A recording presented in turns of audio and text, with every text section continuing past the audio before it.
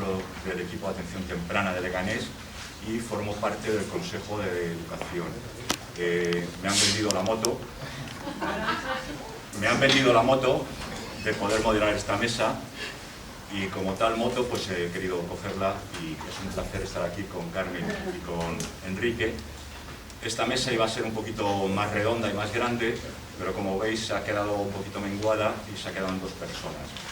Excusar a Yolanda Maglina, que es la adjunto de Jefatura de Estudios del Churriguera, que no ha podido venir y estaba programado que también estuviera aquí acompañándonos por enfermedad. Y excusar también a Andrea y Antonio, que son de la Confederación de Asociaciones de Estudiantes, y no han podido venir también porque están en un proceso ellos de formación y también han excusado. Ellos sí que nos han dejado un vídeo, que lo vamos a ver luego después al final. Y con los presentes, pues estos sí que están. La mesa que tenemos aquí es sobre todo para hablar de la LOMLOE y las necesidades educativas de chicos y chicas. ¿Qué perspectivas son las que nos planteamos desde la comunidad educativa? Para ello está Enrique, que es Enrique Jiménez, maestro de infantil y primaria e inglés. Ha ejercido la dirección en el Colegio Público Santa Teresa de Jesús, en Aranjuez, ¿es público? Sí, durante 15 años, y actualmente está como asesor técnico aquí en el CETID, como asesor técnico docente, y por supuesto es colaborador del proyecto Atlántida, que es sobre todo lo que nos va a contar. Mari Carmen Morillas, que yo creo que la conocéis todos ya, es la presidenta de la Federación de la Comunidad de Madrid de Asociaciones de Padres y Madres, del alumnado, la FAPA Ginés de los Ríos, es vicepresidenta de la CEAPA, la Confederación Española de Asociación de Madres y Padres de Alumnos, es miembro de la IPE, la Asociación Internacional de Madres y Padres, es consejera del Consejo Escolar de la Comunidad de Madrid y a su vez del Consejo Escolar del Estado. En un principio va a empezar Enrique.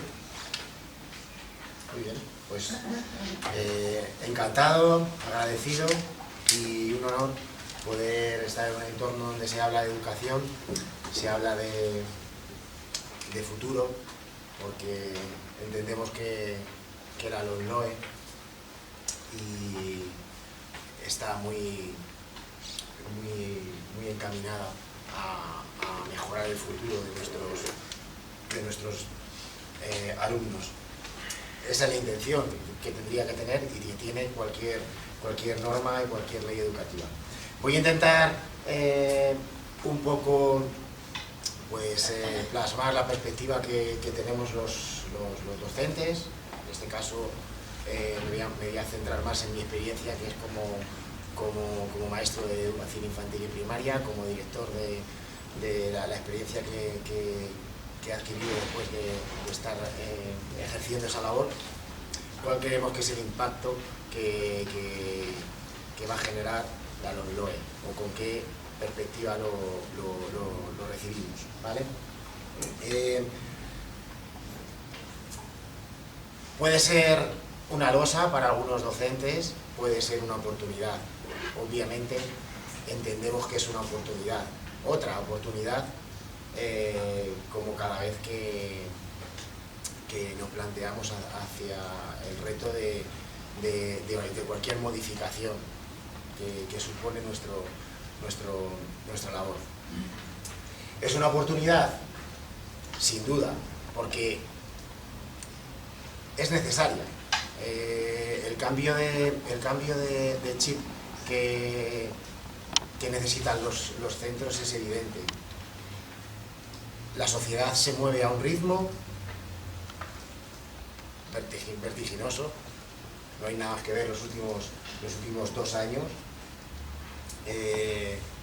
para darnos cuenta de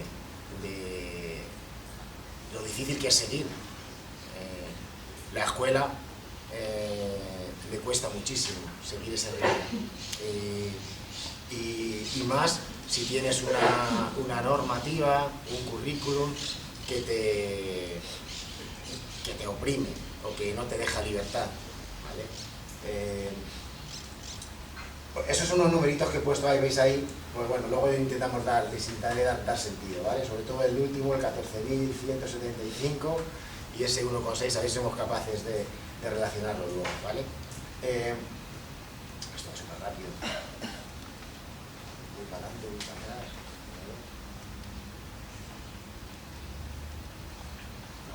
Sí. No me quiero adelantar. Ahí. Decíamos que por qué es necesario, ¿no?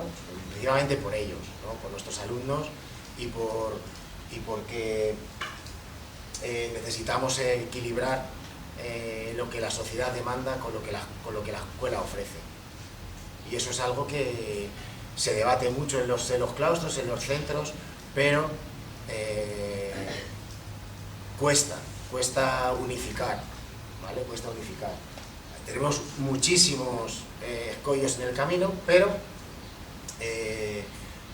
sí llegamos los centros y los docentes cuando hablamos a saber que las realidades y las necesidades de nuestro alumnado son totalmente distintas a las que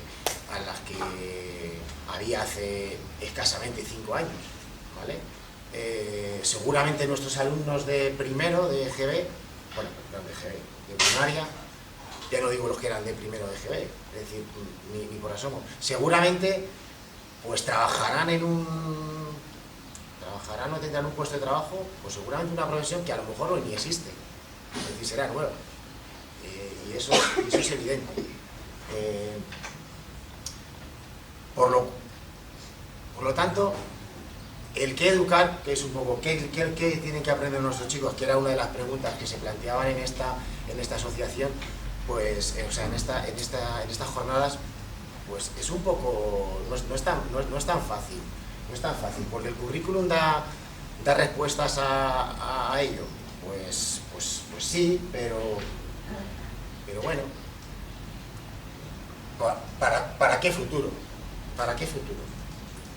Para el que pensamos ahora, para que el que habrá dentro de 3 años, seguramente el futuro que pensamos hoy, en 3 años será distinto. Los sistemas educativos tienen como principal función generar eso, es decir, hacer que los alumnos, o sea, que los jóvenes atraviesen por él, pasen por él en las distintas etapas para incorporarse a una sociedad y a un mundo laboral de una manera efectiva. Y eso cada vez es más difícil. Hemos escuchado a Alejandro hablar de un aspecto que es el abandono o el fracaso escolar. Y esta imagen que me gusta mucho porque refleja cómo a lo largo de las distintas etapas que tiene el sistema educativo los niños entran con una naturalidad que sería allí en los primeros niños que entran en infantil, con su libertad de expresión, con su libertad de pensamiento, y según van pasando etapas, pues en algunos casos ven que son como expulsados, o sea, como que no encuentran su sitio, y poco a poco se van normalizando en la forma de comportarse, ¿no? Para terminar un poco su carrera universitaria y todos un poco como muy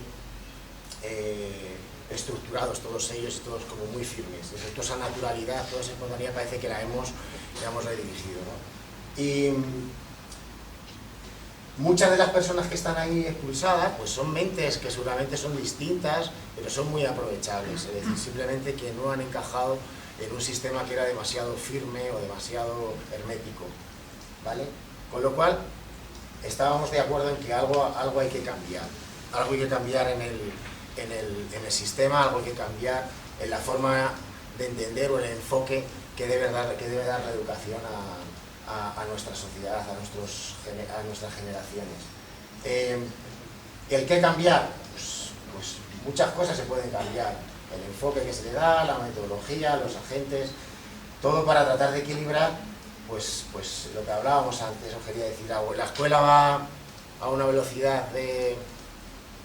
Pues he puesto un coche, que es a una cierta velocidad, pero la sociedad, que sí está claramente que es una sociedad cambiante, global, diversa, digital, y le podemos poner ahí todos los adjetivos que vayan a ir surgiendo en los próximos años,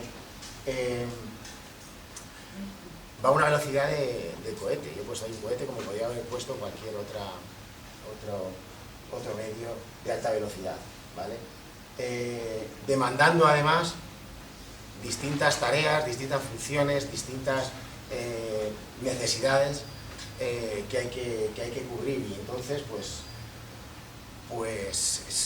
la sociedad, o sea, la escuela tiene que tratar de alinearse y de proporcionar a nuestros alumnos posibilidades de éxito y posibilidades de acción en esa sociedad, para además mejorarla, para además ser capaz de influir en ella, ¿vale? Eso no es fácil.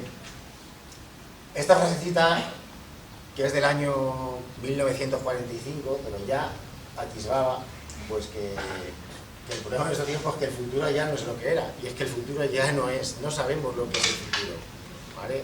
Si nos dicen hace 4 años pues que el futuro iba a ser estar con mascarilla, adaptarnos a una educación híbrida entre casa, entre el colegio, adaptarnos a las circunstancias que nos hemos tenido que adaptar en este último año y medio, pues seguramente no lo habríamos aceptado. Con lo cual, ¿para qué futuro estamos preparando a nuestros alumnos? ¿Vale? ¿Realmente lo sabemos? ¿Realmente es posible que un sistema o un currículum sea perfecto para eso? Pues no. Pero claro, tenemos un currículum que hay que trabajar. Los currículum pueden ser más abiertos o más flexibles. La LOMLOE nos trae, afortunadamente, un currículum mucho más abierto del que teníamos, con muchas más posibilidades de acción, tanto por parte de los coles como por parte de las propias incluso administraciones, pero principalmente por parte de los coles, que es un poco lo que a nosotros nos toca. Porque currículum podemos entender hasta, yo veo varios currículums. Veo el currículum que está en la ley, el que parte de la normativa, veo el currículum que se imparte realmente en las escuelas, ¿vale? El que realmente cada escuela pone en sus programaciones y en su proyecto curricular, ¿vale?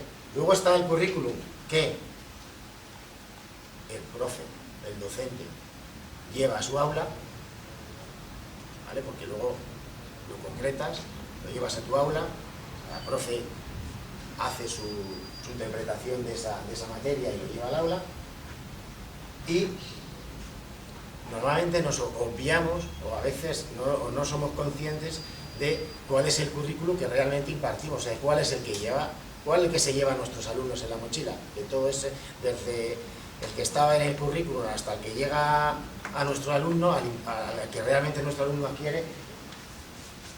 ¿Cuál es? ¿Qué equilibrio hay entre todo eso?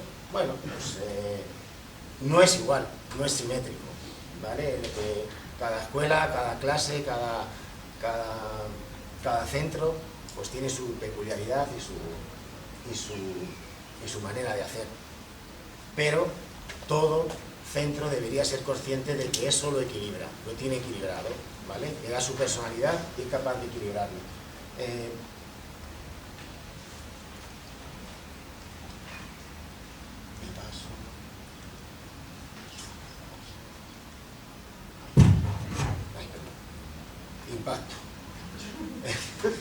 Impacto de la LOMLOE en los centros de infantil y primaria, ¿vale?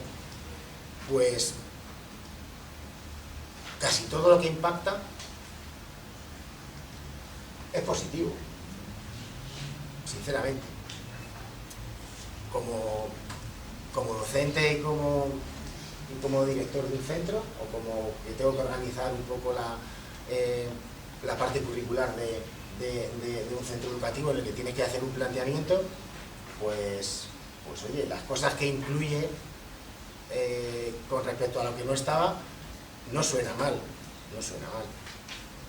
Es decir, que se amplíe un poco la dimensión hacia la que tenemos que formar a nuestros alumnos, no solamente centrarnos en la cognitiva, porque los docentes, si algo hemos sido, ha sido muy obedientes con los elementos curriculares, sobre todo con algunos. Por ejemplo, los estándares de aprendizaje evaluables. Esos han hecho mucho daño a la forma de impartir las clases, porque los estándares, que afortunadamente pasan a ser a día de hoy son solamente valorables en el sentido de que se pueden tener en cuenta pero no son normativos, y con la LOLOE pasan a la historia. Los estándares de aprendizaje se quedaban solamente, eran evaluables, pero todos eran contenidos, eran conceptos. Es decir, ahí no había ningún tipo de competencia que tuviéramos que evaluar, no había ningún proceso de actuación concreta que el niño tuviera que demostrar. Es decir, tú te sabes un contenido, te lo evalúo, tienes una nota correspondiente, pero no había ninguna funcionalidad. Y los docentes pues se han centrado mucho en decir, no, es que como tengo que dar todo esto, y además eran amplísimos, pues el margen de maniobra de lo que un alumno tenía que aprender estaba muy enfocado a eso. Con lo cual ahora te abre el espectro de las cosas que tú tienes que formar, ¿vale? Te habla que el niño además nuestros chicos tienen que salir con una dimensión, una formación a nivel emocional, a nivel afectiva, a nivel artística, a nivel física, a nivel de todos los calificativos, o sea, todo lo que hace una persona en concreto tiene derecho a que en la escuela se le forme y se le ayude a desarrollar, ¿vale? Con lo cual, eso es importante.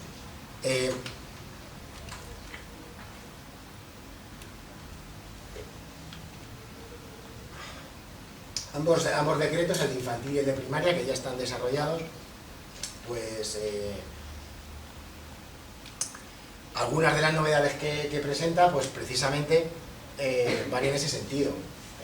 Por ejemplo, en infantil mete la palabrita expresa de no exigible la lectura y la escritura, que parece una cosa así como no muy importante, pero ha estresado a muchas profesoras de infantil y muchas profesoras de infantil, porque parecía que si el niño no aprendía a leer y a escribir ya en 5 años, pues estaba cometiendo un delito casi de cárcel. Entonces, una preocupación expresa cuando está claramente demostrado porque cognitivamente un niño pues tiene un proceso de 3, 4, 5 años a nivel de desarrollo para poder hacer eso. ¿Por qué lo tiene que hacer a los 5 años concretamente? Si puede intentar hacerlo a los 6, incluso a los 7 sin ningún problema. De hecho, ¿qué hacen luego en primero y segundo si ya han aprendido a leer y a escribir casi en infantil? Entonces, da ese margen también de individualización del aprendizaje que creo que beneficia claramente a nuestros alumnos. Es decir, ya no hay que, te dice claramente, porque ahí está el DUA también, otra palabrita que incluye como principio fundamental, que es adaptar a cada alumno la forma en la que le presentamos los contenidos.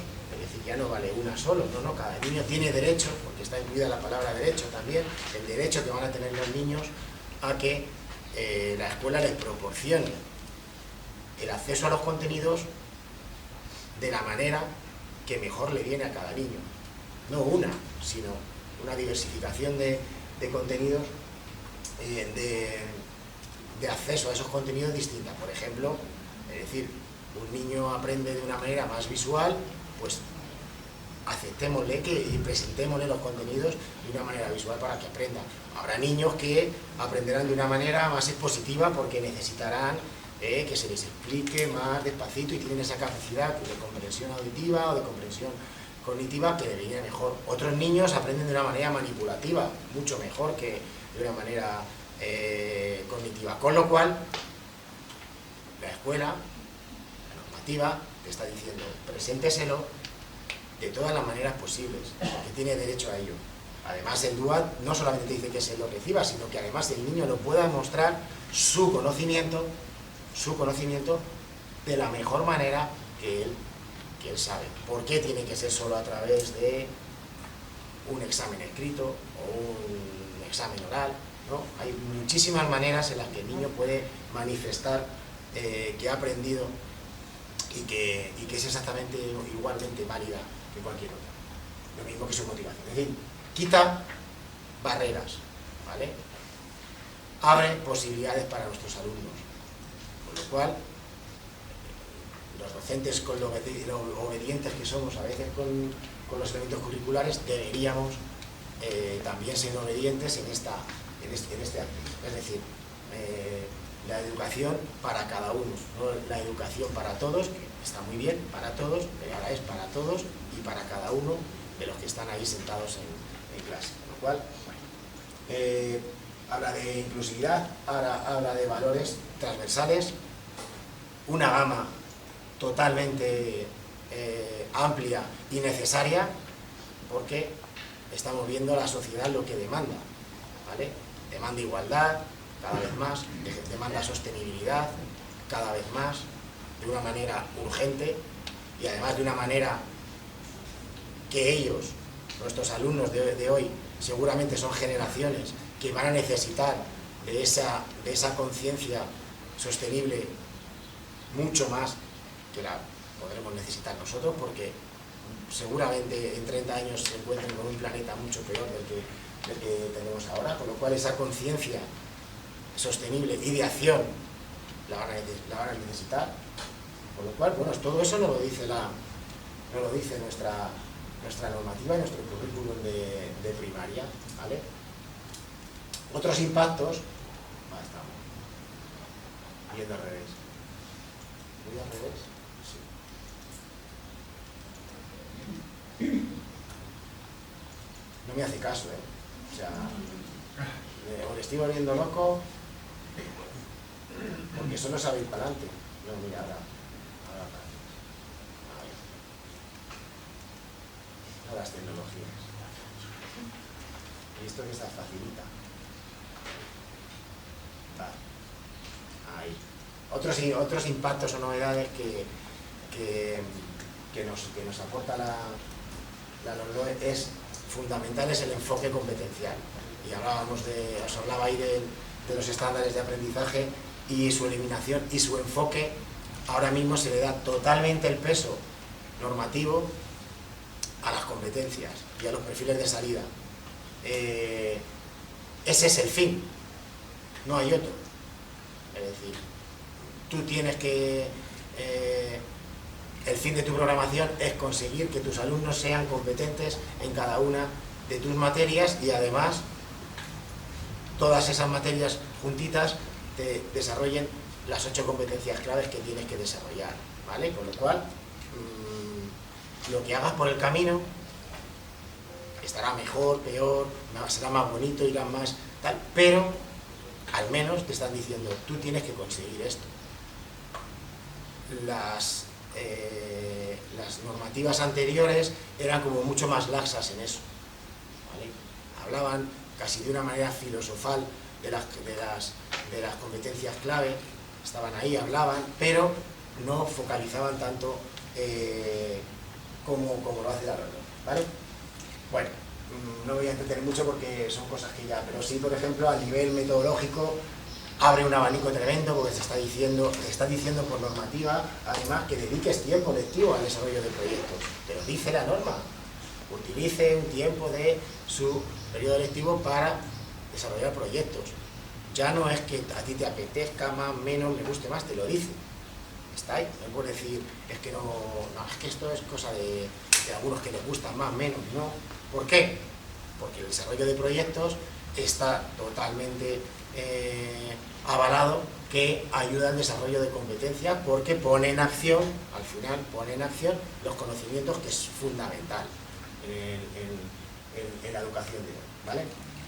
Aparte de otras cosas como pueden ser la interdisciplinaridad, que antes nos habla Alejandro igual, la posibilidad de organizar en ámbitos de aprendizaje, no ser tan cerrados a un área concreto, poder juntar el ámbito de ciencias y volver a juntar áreas de naturales y sociales, volver a juntarlas si quieres, o hacer ámbitos de aprendizaje como comunicativos y englobar ahí varias áreas, con lo cual todo eso es apertura, posibilidades y ganancia para nuestros alumnos.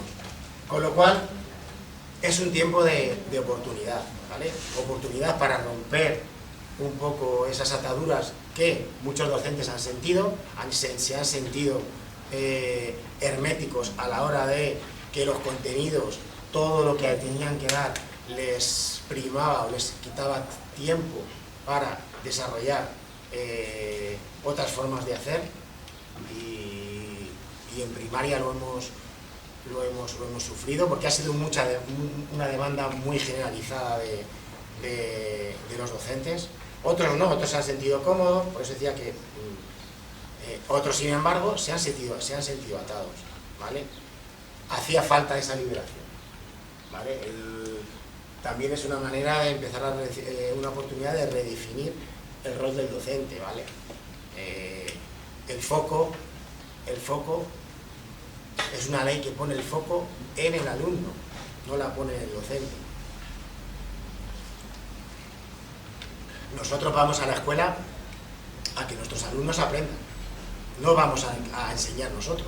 Sí, también vamos a enseñar, pero no es el objetivo, porque si yo voy y enseño, o creo que enseño, pero mis alumnos no aprenden, el objetivo de la escuela no está alcanzado, con lo cual el objetivo es el alumno. El rol del docente, por lo tanto, tiene que ser guiar, proporcionar, asegurarse de que el alumno, generarle todos los escenarios y todas las posibilidades posibles para que el niño aprenda. Y no solo que aprenda, sino que aprenda a aprender, porque creo que al final esa será la clave, y más al mundo al que nos dirigimos.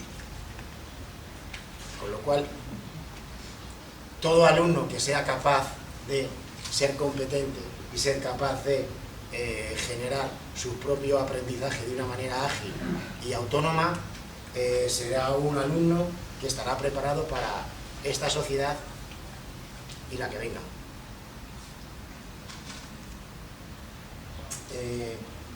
Ya está.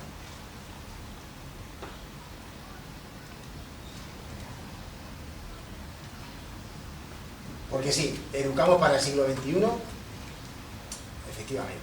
La escuela necesita dar pasos adelante, obviamente. Pero claro, ¿qué pasos adelante? A veces damos pasos adelante que no son tan adelantes, ¿vale? Porque, en fin, si vemos ahí una escuela que es bastante reconocible, la del 2019, no creáis que varía mucho. Si te das una vuelta por muchos de los coles, pues todavía pues la situación de las clases son parecidas. Y sí, hemos pasado de que los niños copien nuestros apuntes a que se los colgamos en un drive. Y bueno, pues si eso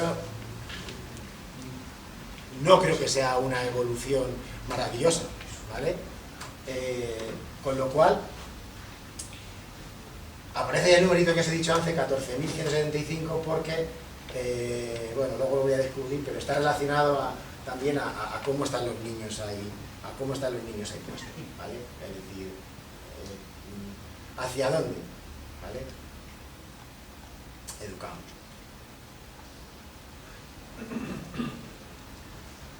Ahora sí lo estoy dando yo. ¿Quién debe dar los pasos? Los pasos, ahí vemos a niños que dicen, sí, bueno, estamos preparados. Los retos del siglo XXI, lo sabemos, venga, estamos preparados. Pero ¿quién tiene que estar preparado? ¿Los profes? ¿Los alumnos? Pues, ¿dónde está el foco? Los alumnos. Los alumnos son los que tienen que saber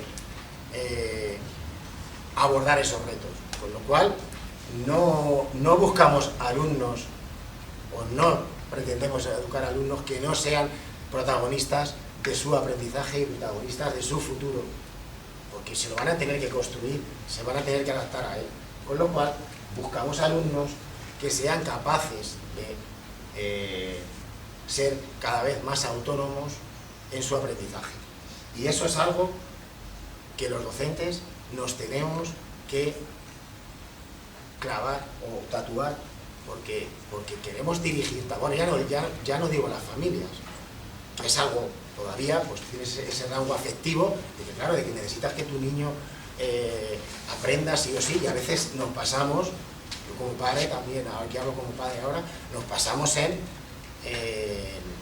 sobre protegerle, sobre ayudarle, pero los docentes también lo hacemos.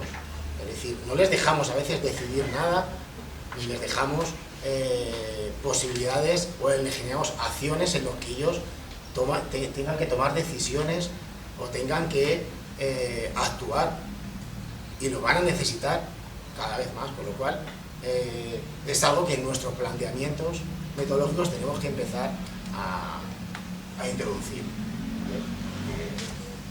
porque es complicado, sí. ¿Pasas? No pasas, sí.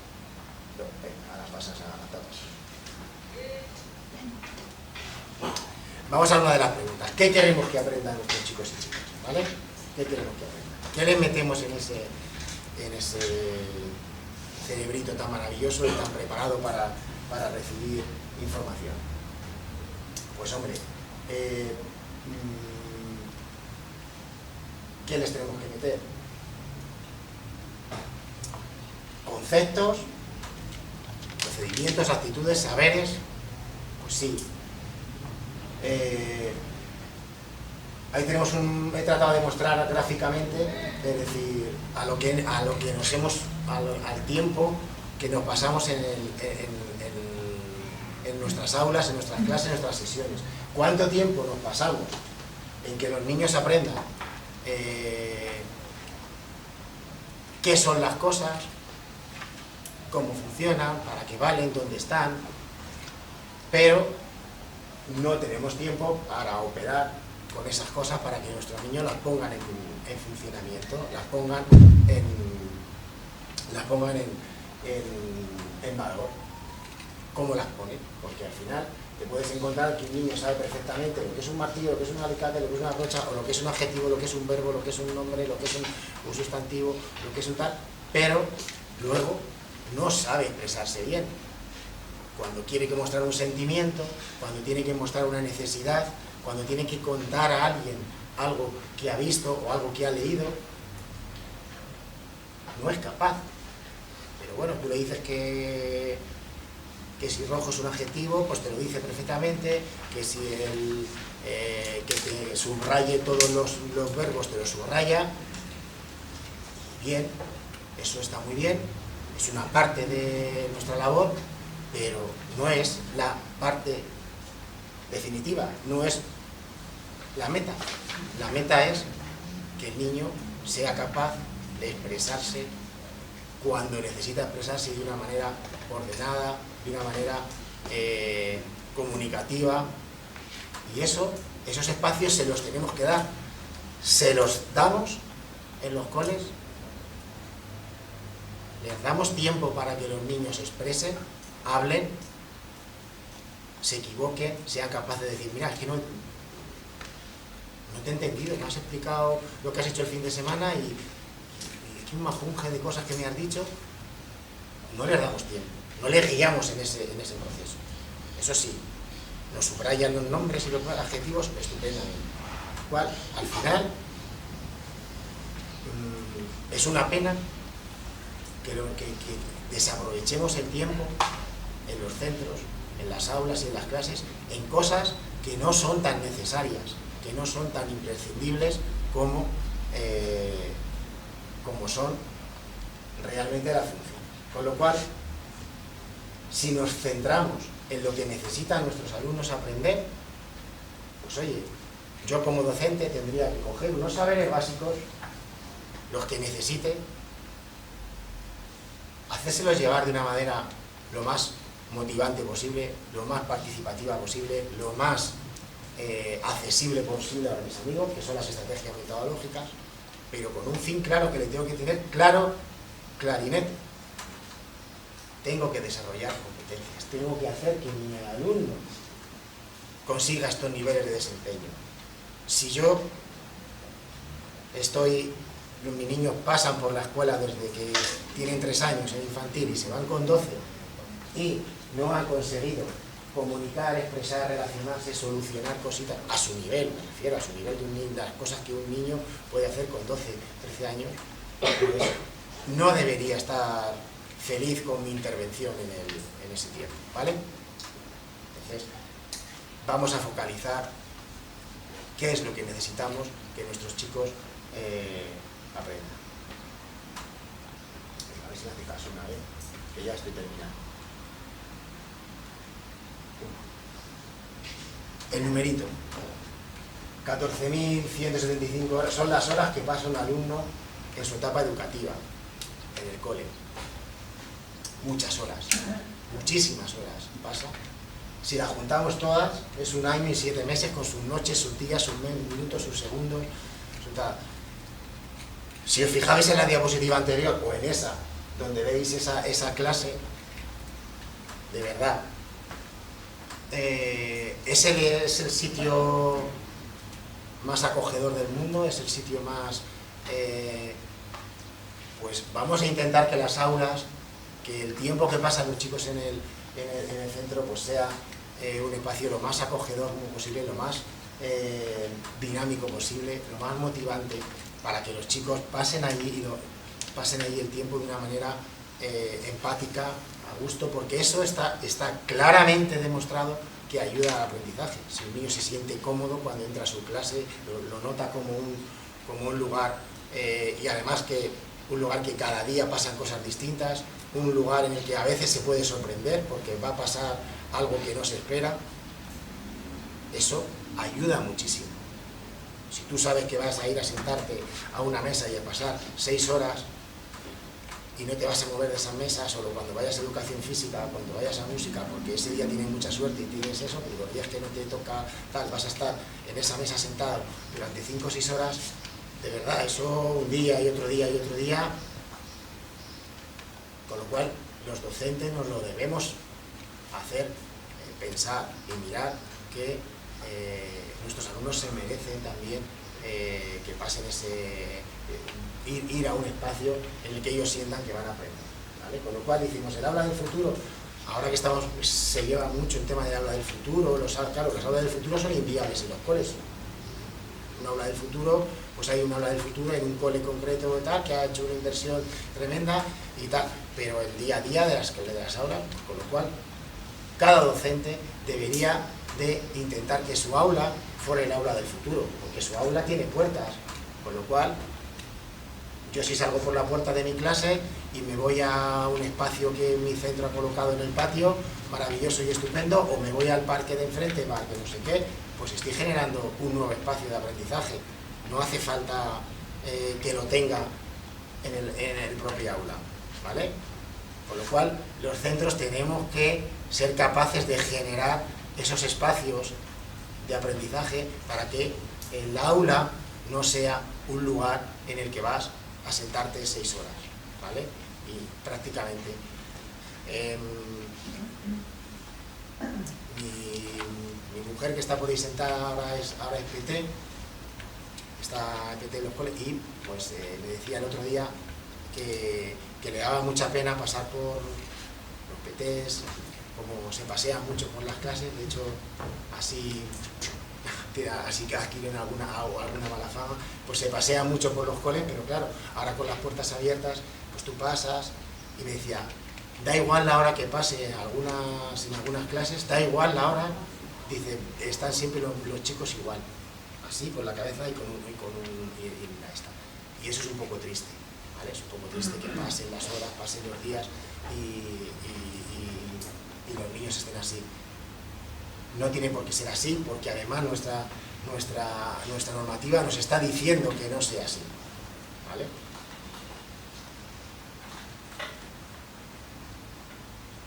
Exacta una.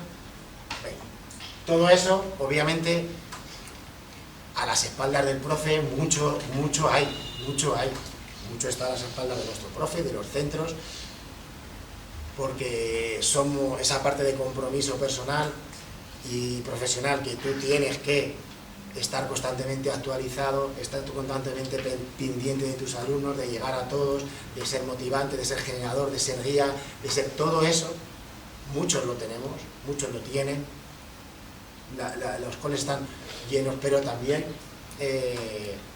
sus mochilas a veces se sobrecargan. ¿Por qué? Porque falta un poco de empoderamiento, porque a veces entre que el compañero no te sigue, entre que el equipo directivo tampoco, entre que parece que eres el raro, entre que las familias te meten la presión, entre la sociedad con las notitis, porque tenemos esa enfermedad crónica de las notitis, de las notas.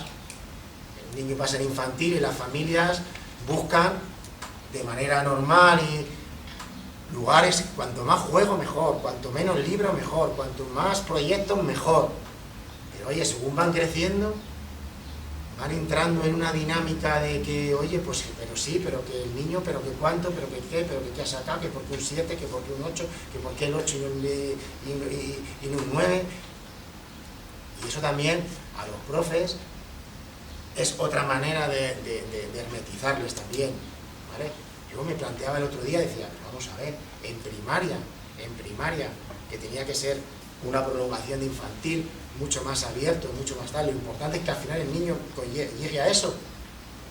Un niño que termina educación primaria y es capaz de entender lo que lee, de una manera, cualquier texto que tú le pongas, lo lee, y dice, sí, habla de esto, es capaz de expresar lo que siente cuando está triste, cuando está contento, cuando está enfadado, cuando tiene una preocupación, piensa de una manera medio lógica, conoce las operaciones básicas, es capaz de utilizarlo. Con eso, he dicho dos cositas, con eso llega al instituto y creo que puede con cualquier cosa. Tú hablas con un profe de instituto y decías, bueno, es que si un niño me llega, me lee, me entiende, me comprende, lo que yo le digo, más o menos, tiene una capacidad comprensora alta, se expresa y lo que lee lo entiende, con eso va al fin del mundo, en el instituto, de verdad. Con lo cual, vamos a focalizar, ¿no? ¿Qué más da, de verdad? Decía mi hija el otro día con una ahí en la puerta, ¿qué más da un 8 que un 9 en naturales en cuarto de primaria? ¿Alguien me puede decir qué problema hay en que un niño tenga un 8 o tenga un 9? ¿Es más que tenga un 6?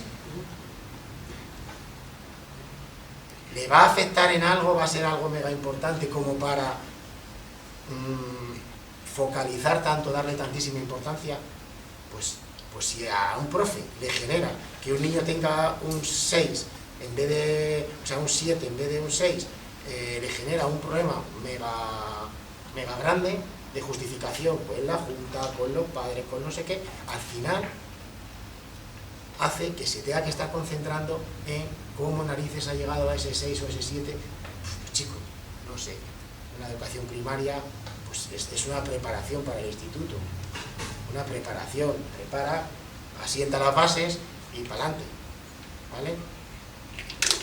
Entonces, ese empoderamiento del profe, de darle esa libertad, ese concepto global de educación, de profe, ¿vale? Pues se lo estamos quitando, Y la ayuda, pues sí, ya decía que el profe tiene mucho, pero aquí se le ha salido antes a Alejandro. Con cierta ayuda un poquito mejor, unas ratios normalizadas, ya no digo específicas, pero normalizadas, pues estaría bien, ¿vale? La diversidad equitativamente repartida entre todos los centros de cualquier tipo de titularidad, pues también estaría bien, ¿vale? Porque todos somos diferentes, todos necesitan su atención individualizada, pero dentro de esa atención individualizada hay alumnos que necesitan una atención muy específica que sin recursos, sin docentes, sin grupos, pues es más complicado. ¿Cuál? Recursos humanos, tecnológicos, por supuesto, y una inversión en educación real y efectiva, no de la que nos cuentan, ahí que tú hablan de cifras globales y no te enteras de nada. Todos los años hay un incremento de educación de no sé cuántos miles de millones, que si no lo dice Rajoy, lo dice Pedro Sánchez, y si no lo dice de la moto, cualquiera, todos incrementan en educación no sé cuántos miles de millones, pero chico, a las aulas, chico, o sea, no, llegar, pues no digas tú, no es tú que llegue gran cosa. Aquí si un cole tiene que dotarse tecnológicamente, pues históricamente se ha buscado las habichuelas como ha podido, quitándose de otra cosa, gestionando del comedor, haciendo no sé qué, para ponerse su pizarrita, para ponerse su... porque la puerta de la administración normalmente por ahí no te atiende. Entonces, bueno, reconocimiento social también, un poquito, yo creo que no está mal, porque, en fin, la muestra que hemos dado muchos centros y la profesión docente en la pandemia ha sido importante. Y por último, concluyo, si no sabemos muy bien hacia dónde va el futuro, que no sepamos que el futuro nos va a sorprender sí o sí, y cada día nos sorprende de una manera más rápida, ¿vale? Pues hagamos a nuestros alumnos competentes, capaces de aprender en cualquier situación, autónomos y sobre todo socialmente competentes y socialmente comprometidos y activos, porque va a hacer falta meter mano a la sociedad si la quieren mejorar, ¿vale? Porque la deriva en algunos casos es evidente. Entonces, bueno, ante la duda vamos a hacerles competentes más que conceptuales, que es un poco en lo que hemos estado. Así que no me entretengo más. Muchas gracias. Perdonad por el mareo de diapositivas, ¿vale?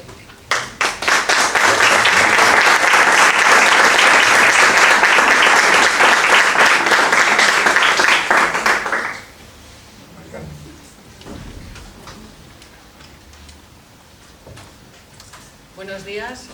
Lo primero quería agradecer al Consejo Escolar Municipal y en concreto a la consejera de Educación, a Virginia Jiménez, el que se haya propuesto esta iniciativa, el Consejo Escolar, y que se haya materializado. Sí, oye, ¿verdad? Sí, no sé. Es que de todas formas tampoco somos tantísimos, yo soy un poco... Sí, ¿no? Bien. Vale.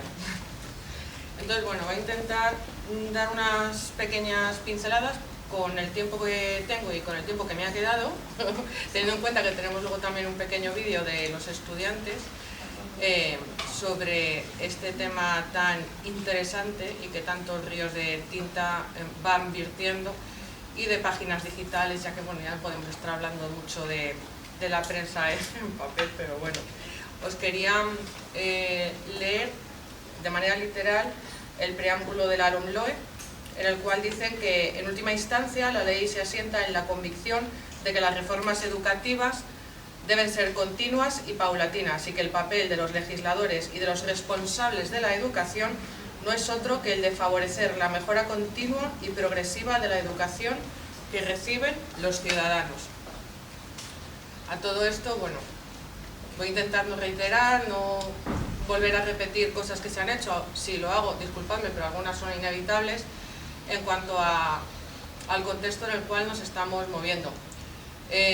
Desde la FAPA Francisco Giner de los Ríos, con la comunidad educativa al completo, con representantes de asociaciones y de organizaciones que representan de una manera legítima y con representatividad a la comunidad educativa, estamos realizando diferentes charlas, y por eso también agradecemos el que hoy nos hayan dado la oportunidad de estar aquí al respecto de qué es esta nueva ley educativa, ya que estamos detectando que hay mucho desconocimiento en todas las personas que conformamos pues dicha comunidad educativa, tanto familias como docentes como alumnado.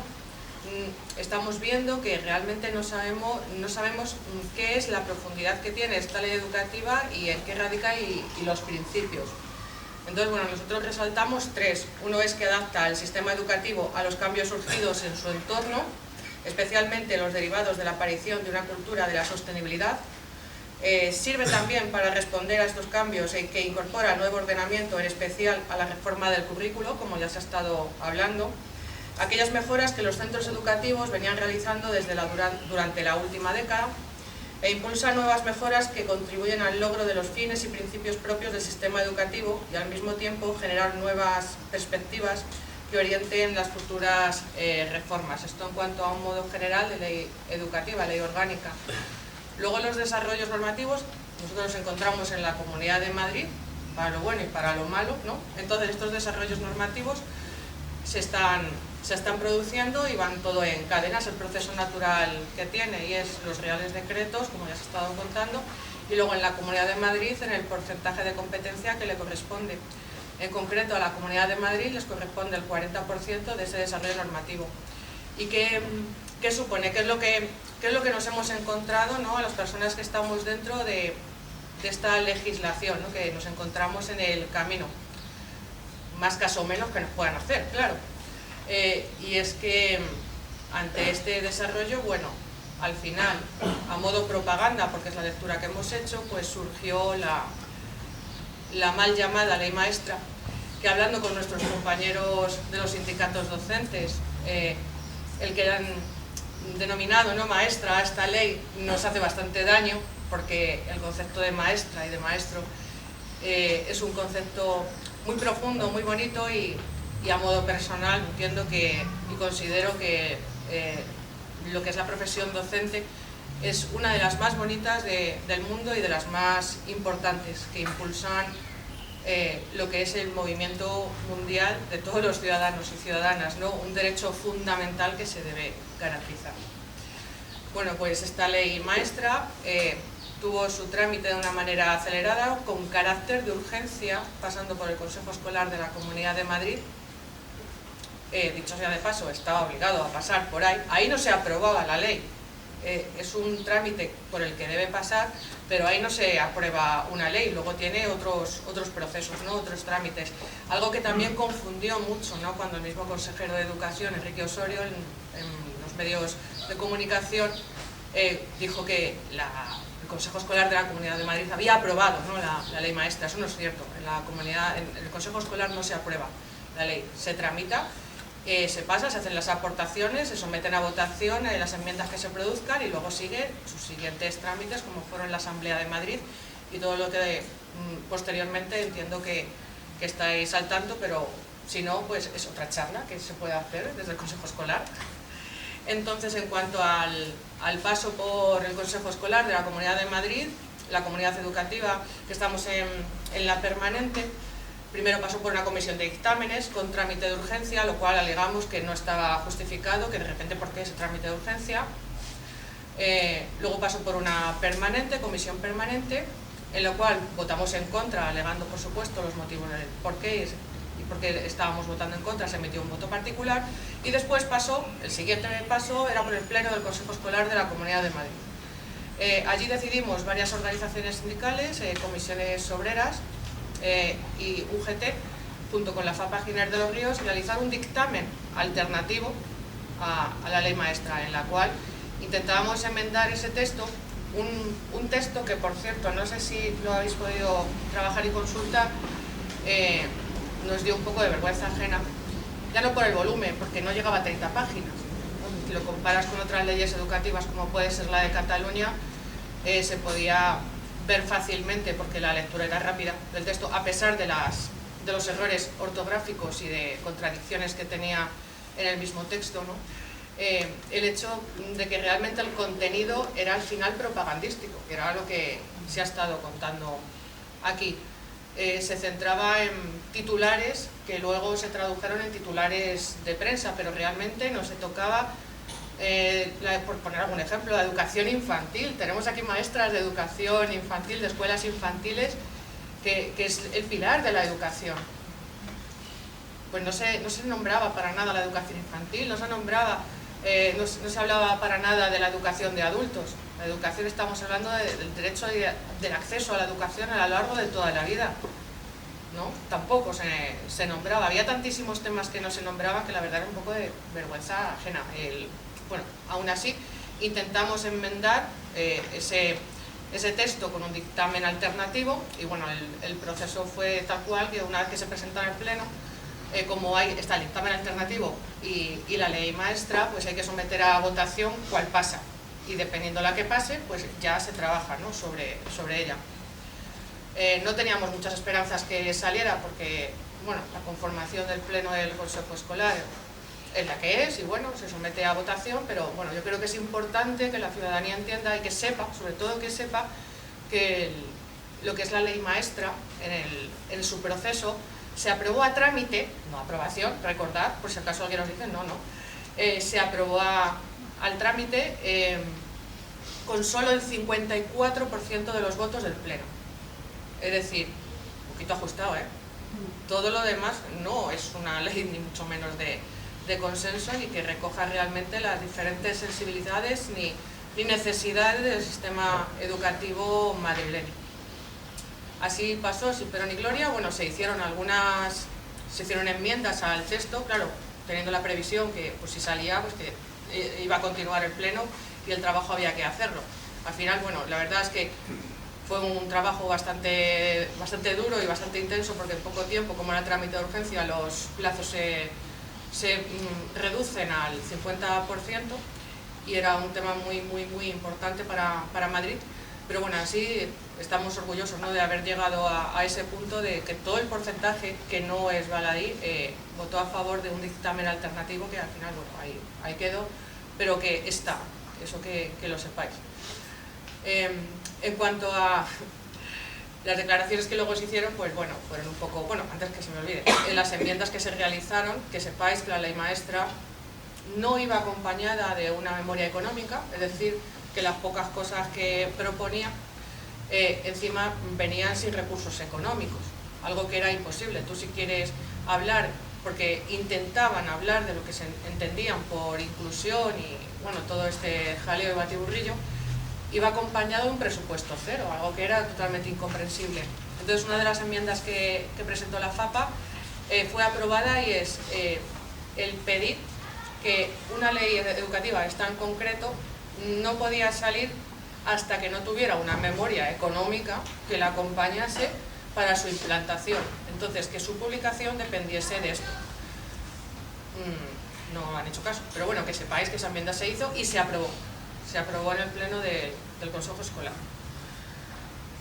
Dicho esto, como breve apunte, que creo que es importante que todos sepamos, sí, creo que me voy a centrar en desmentir algunos bulos que han hecho bastante daño.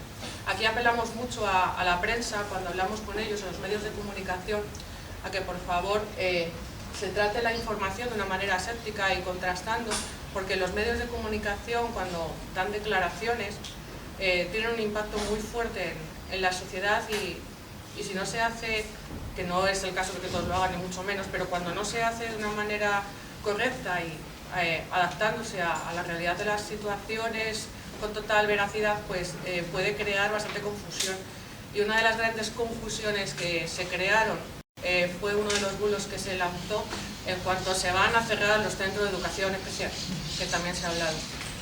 Bueno, nosotros tuvimos un aluvión de llamadas a la Federación en cuanto a qué sucede. Por favor, los centros de educación no se pueden cerrar, nuestros hijos necesitan esa atención, eso no puede ser. Incluso hubo movilizaciones que estuvieron también alentadas por esta gente que también infundía estos bulos, abusando de la gran preocupación y la vulnerabilidad que tienen estas familias al respecto, de esa sensibilidad que hace tanto daño, ¿no? Porque una familia, cuando tiene un niño o una niña con dificultades, con discapacidad, es una familia que a lo largo de su vida se va encontrando con obstáculos y con muchas dificultades, y están y es normal, muy sensibles en su vida. Entonces, que ese arraigo a sus centros de educación especial, que es donde pueden estar sus hijos, y que puedan ser atendidos, y que de repente les digan que se los van a cerrar, pues llegó a un impacto emocional muy fuerte que supuso para familias auténticos dramas. Y no estamos hablando de cualquier cosa, algo con lo que nunca se debería jugar, y menos para batallas partidistas entre unos y otros, algo que le hacemos llegar siempre a los responsables políticos con los que hablamos y con los que quieren hablar con nosotros. Ahora os explicaré por qué digo esto. Y es que se aparten todas las políticas partidistas de la educación, porque tanto educación como sanidad, y más ahora, después de esta pandemia que hemos vivido, más ha quedado patente, deberían ser intocables. Para desmentir el bulo simplemente hay que leer lo que es la nueva ley orgánica, y os la voy a leer literal. El Gobierno, en colaboración con las administraciones educativas, desarrollará un plan para que en el plazo de 10 años, de acuerdo con el artículo 24.2e de la Convención de los Derechos de las Personas con Discapacidad de Naciones Unidas y en cumplimiento del cuarto objetivo de desarrollo sostenible de la Agenda 2030, los centros ordinarios cuenten con los recursos necesarios para poder atender en las mejores condiciones al alumnado con discapacidad. Y atención, las administraciones educativas continuarán prestando el apoyo necesario a los centros de educación especial, para que estos, además de escolarizar a los alumnos y alumnas que requieran una atención muy especializada, desempeñen la función de los centros de referencia y apoyo para los centros ordinarios. Es para pensarlo, yo creo que detenidamente. En este sentido, lo que la ley dice es dotar de recursos a los centros ordinarios, porque en este caso lo que se está haciendo es que por falta de recursos a niños y niñas con dificultades que se podrían atender allí, como no tienen los recursos, se les deriva a especial. Eso es lo que se está intentando enmendar a través de la ley educativa. Está claro que tenemos que estar expectantes, no con este tema, sino con todos en general, porque ahora se está implantando poco a poco. Hay un proceso en el cual todos tenemos que estar muy pendientes, tanto de las fortalezas como de las debilidades, para poder hacer propuestas de mejora, para poder seguir avanzando. Porque lo que sí es necesario y era imprescindible era la derogación de la anterior ley educativa, en la cual toda la comunidad educativa en completo nos pusimos en pie y dijimos que no. Ahora, ¿que existe una ley perfecta? No, tampoco. ¿Que esta es la ideal que nos hubiera gustado? Pues también tenemos nuestras cosas que no nos gustan y también se lo hemos hecho llegar al Ministerio de Educación, pero se trata de poder estar pendiente y poder realizar este análisis y poder trabajar de manera conjunta para poder realmente avanzar. Yo creo que en este sentido la gente que estamos aquí, como ya se ha dicho en otro momento, somos gente que estamos implicada, o sea que en este sentido que sabemos lo que hay, pero perdonar que haya incidido, pero creo que es tan importante que esta cuestión quede clara y que el trabajo que también tenemos las personas que estamos aquí, con las personas con las que hablemos, para poder dejar esto bien claro, creo que es fundamental. Libertad. Yo no sé, la libertad para unos pocos. No, lo que ahora mismo se está hablando de libertad en la Comunidad de Madrid, volvemos otra vez a un nuevo eslogan donde realmente se está defendiendo la libertad de unos pocos. Y nos hemos encontrado incluso los procesos de escolarización con nuevos cambios en la Comunidad de Madrid, zona única y con otras muchas otras variantes que hacen que Madrid sea una de las ciudades más segregadoras a nivel europeo, que la escolarización, por ejemplo, que se ha estado tocando estos criterios, y metieron en uno de los puntos en la parte de familia numerosa, en la baremación, el que también puntuase en ese apartado de familias numerosas, el que pues la familia pues tuviera un nacido no concebido, no, un concebido no nacido, ay, perdón, al revés, yo ya. Entonces era tan absurdo que nosotros, cuando esto pasó por el Consejo Escolar de la Comunidad de Madrid, o sea, no salíamos de nuestro asombro, decimos, pero ¿cómo? Concebido no nacido, pero ¿cómo lo van a hacer? Y tampoco tenías, pero esto tiene respaldo jurídico, ¿cómo lo van a hacer? Le van a dar test a los directores de los centros para... Y entonces, ¿y qué diferencia hay para las familias numerosas? Pero no entendíamos nada, y dijimos, ¿y las familias monoparentales o las familias en las cuales no hay una mujer? Entonces no está en igualdad de condiciones tampoco, porque los concebidos no nacidos, pero solo de mujeres, no entendíamos nada. Bueno, pues esto luego tuvo otra pequeña modificación porque ellos tampoco lo entendían, pero había que ponerlo. ¿Y por qué había que ponerlo? Porque volvemos a lo de siempre, otra vez utilizar educación como una herramienta partidista para otra vez las luchas, porque luego esto vamos comprobando a lo largo del tiempo y de los años, que luego al final esto después va a encadenar, hay alguna cosilla de estas, pues que genera un poco de qué sucede aquí, y lo siguiente una vez que ha pasado el trámite, es declaraciones del señor consejero en los medios de comunicación o en el Twitter. Digo, si lo pasan bien, pero es que el impacto que esto genera en la sociedad, de verdad, yo no sé si realmente son conscientes de ello.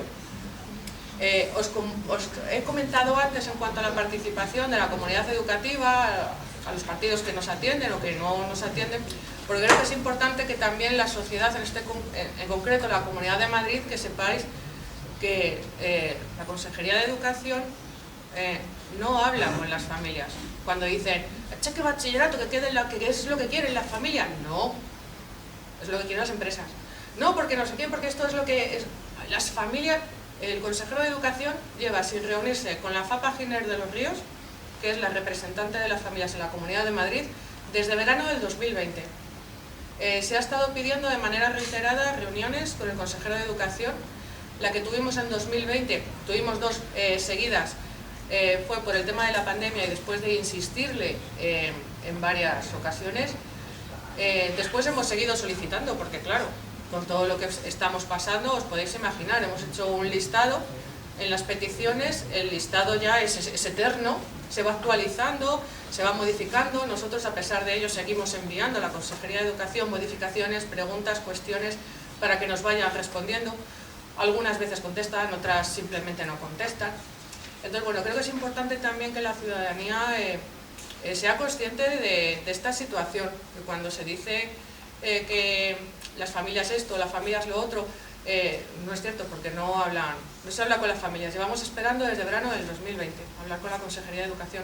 De hecho, hace poco por el Consejo Escolar pasó en una comisión de dictámenes lo que era el desarrollo del currículo de la ESO por el Consejo Escolar, podéis imaginar. Y en una de ellas, una de las propuestas era insertar en el texto el que Madrid metiese en los boletines de nota las calificaciones numéricas. Dijimos, pero a ver, si la ley orgánica te está diciendo que no y el Real Decreto lo vas a contravenir, vas en contra de la ley, es decir, es denunciable. No, pero es que las familias quieren la información. Digo, ¿qué familias? ¿Quién está hablando por las familias? Yo miro, las familias queremos información cualitativa. Y si un Real Decreto, una ley orgánica, te está diciendo que en las calificaciones ya no van a ser numéricas, no entendemos. Entonces, claro, esto es el momento en el cual pues sale a relucir que a lo mejor una persona que representa administración o que representa otro ámbito te dice, es que yo te hablo como familia. Digo, bueno, entonces ¿para qué están aquí las familias si tú me vas a hablar como familia?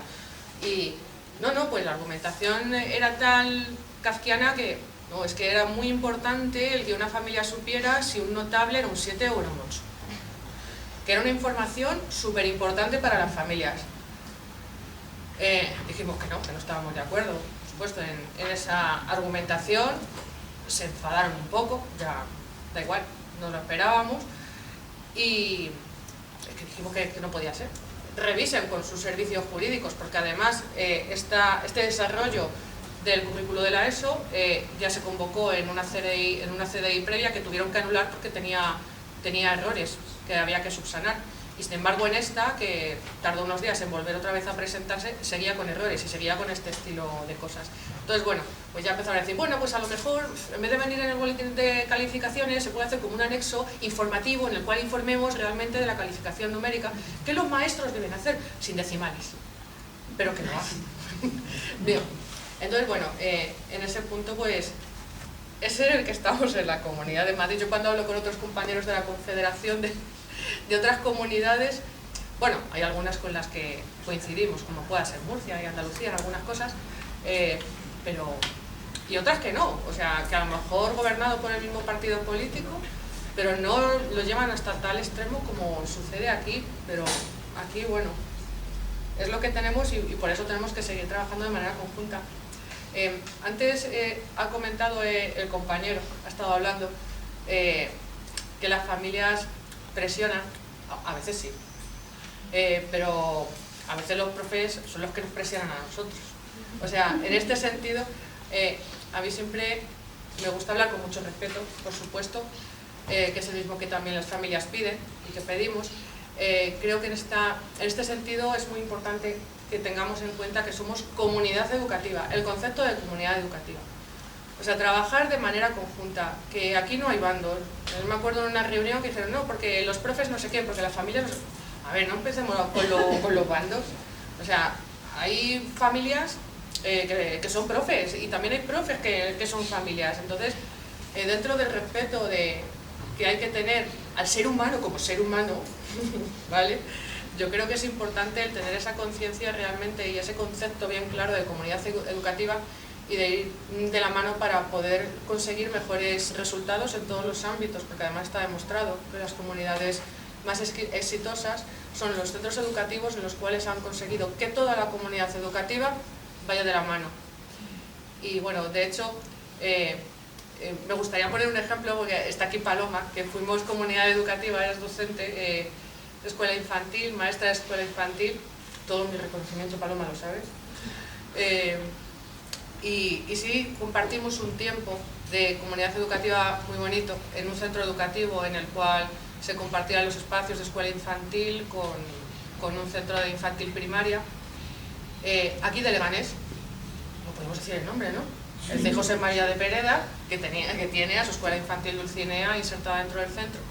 Y fueron unos años muy bonitos de participación en el cual se fomentaban pues actividades conjuntas, reuniones entre los equipos directivos de la escuela, del cole, siempre todo mejorable por supuesto, pero se compartían espacios de convivencia entre los equipos directivos y las familias, porque no era raro el llegar a la hora del desayuno y estar juntos en el comedor del cole comiendo con los profes, las familias sin hacer distinciones de nada, la escuela y el cole, y al mismo tiempo entre todos pues estar hablando, ¿no?, de lo que se trabaja en el centro y hacer también el equipo humano, ¿no?, tan necesario. Creo que me estoy enrollando, ¿verdad? ¿Voy a acelerar? Ah, bueno, bien, vale. Hay muchos más bulos, pero quiero centrarme en algunas cosas. La atención socioemocional, fundamental. Si el ámbito socioemocional, si no no nos encontramos estables ni bien, y hablo de toda la comunidad educativa, es imposible que lo académico, que lo que venga luego detrás, funcione. Lo primero, somos seres humanos, que es lo que estamos diciendo. Que por cierto, en esta ley educativa, algo muy positivo es que por fin se refleja y entra en el texto los derechos de la infancia. La Convención de los Derechos del Niño, que España es firmante y lo asume desde el año 89. Por fin ahora, en el 2020, que fue la publicación, estamos en el 2022, se ha insertado en una ley educativa. No es tontería, porque al final parece que se nos olvida que el centro de todo lo que estamos hablando de la educación son los niños y las niñas. Y ya si hablamos de participación, yo creo que deberíamos todos en general reflexionar sobre, ¿alguien les ha preguntado a ellos? ¿Alguien les ha preguntado a ellos? Porque uno de los derechos que les ampara a los niños, niñas y jóvenes es a ser escuchados, pero oye, también tenidos en cuenta. Y en muchas ocasiones esto no se produce. Es como han comentado antes, están en un aula, están sentados, ah, vale, pues ahora vamos a hacer una dinámica de no sé qué, vamos a reflexionar, vamos a hacer las normas de clase. Venga, sí, no sé qué, no sé cuánto, se plasman, ya está. No, es que participar es un concepto mucho más amplio, en el cual sí hacen sus propuestas, pero se tienen que ver luego también reflejadas, que realmente se les esté escuchando, que se les tiene en cuenta, porque luego lo que nos pasa de mayores, que vemos que luego en la edad adulta nos quejamos porque es que no participan, es que luego convocas esto y no vienen, pero es que la cultura de la participación en nuestro país es muy pobre y es lo que hay que fomentar, pero desde edades tempranas, porque si no se hace desde edades tempranas, enganchar luego a la gente en una edad adulta es más complicado. Digitalización. Estuve en un centro educativo en el cual es que hemos hecho un proyecto de digital enorme en el cual todos los niños tienen una tablet. Entrabas a la clase y estaban con la tablet y con el libro de texto dentro de la tablet. Y dices, no, tampoco vale, eso también merece una repensada. Formación integral del alumnado. Son ciudadanos ya de nuestras ciudades. Un centro educativo es mucho más y para muchos niños y niñas es el referente y el lugar, además, donde realizan la única comida completa al día y donde están, ellos tienen su referente y se sienten protegidos. cuidar la escuela pública es fundamental porque es la herramienta, los servicios públicos, las que nos van a garantizar que todas estas necesidades y estos derechos se puedan cumplir. Y es algo que hemos estado hablando esta semana en Valencia, ya extrapolándolo a nivel internacional en la ISTP, que es lo que ha estado comentando Alejandro Tiana, y es que todos los países, Lituania, Estados Unidos, muchísimos países, Finlandia, Suecia, todos al final en las conclusiones de la jornada coincidían en muchas cosas, y era la participación, la importancia de la comunidad educativa, la escuela pública como garante del acceso a la educación como un derecho fundamental. Todo lo que estamos aquí hablando, que es algo que luego te hace pensar y dices, bueno, pues no estoy tan loco, ¿no? Bueno, realmente a nivel internacional son las mismas conclusiones con el análisis de los diferentes contextos, ¿no?, en los que se puedan mover. El sistema educativo es el que se tiene que adaptar al alumnado, no nos cansaremos de decirlo, no al contrario. El alumno no se tiene que adaptar al sistema, es el sistema, y para eso hace falta recursos, y hace falta medidas, y hace falta formación. Y formación, y algo que ha dicho Alejandro Tiana que me ha gustado mucho, también compartir lo que son experiencias entre los centros educativos, porque a lo mejor pensamos que hay algo que a ver qué podemos hacer, y a veces descubrimos el fuego, porque ya se está haciendo, ¿no?, en otros espacios educativos. El aula del futuro, pues el aula del futuro a veces piensas y dices, pues lo tengo en el pasado, porque si hablamos de Justa Freire, por ejemplo, y de sus actuaciones pedagógicas, nos vamos a la Institución Libre de Enseñanza, y como no puedo dejar de decir Francisco Giner de los Ríos, en el cual pues nos encontramos experiencias y metodologías de acercamiento a la naturaleza, que parece que lo estamos descubriendo ahora. Y sin embargo, eso ya existía antes, ¿no? Y bueno, se habló de muchas cosas, pero bueno, formación profesional, eso también es otro monográfico absoluto. Formación profesional. En la Comunidad de Madrid se han quedado fuera miles de solicitantes, miles, constantemente, durante todos los años, porque aquí se ha hablado que hay más plazas, ¿no? En Madrid no, en Madrid faltan plazas. De hecho, tenemos bastantes encontronazos en el Consejo Escolar, porque cuando salen los decretos normativos o la publicación de que se abre una nueva rama de formación profesional que tiene luego una alta empleabilidad, como pueden ser, por ejemplo, las de actividades deportivas en los ciclos formativos, resulta que la Comunidad de Madrid ha decidido que solamente esa oferta se produzca en la enseñanza privada. A esto, claro, se ha hecho la pregunta, porque no es la primera vez que pasa, ha vuelto a pasar hace poco, con grados como pueda ser del de escalada o de ese tema. Y entonces, claro, hicimos la pregunta directamente al responsable de la administración, que cómo podía ser que con esa alta empleabilidad, con esta gran demanda que hay, que solamente esa oferta se produzca en la enseñanza privada. Bueno, la respuesta que a mí me dejó de piedra de uno de los responsables de la administración fue que no lo habían pensado. Digo, bueno, pues esto fue así. De hecho, luego emitimos un voto particular al respecto, en el cual, bueno, fue complicado que se publicase esta literalidad en el voto particular. En otros consejos que luego han sucedido, en otras comisiones, han vuelto a pasar otra vez, este año han pasado más, y en la misma línea.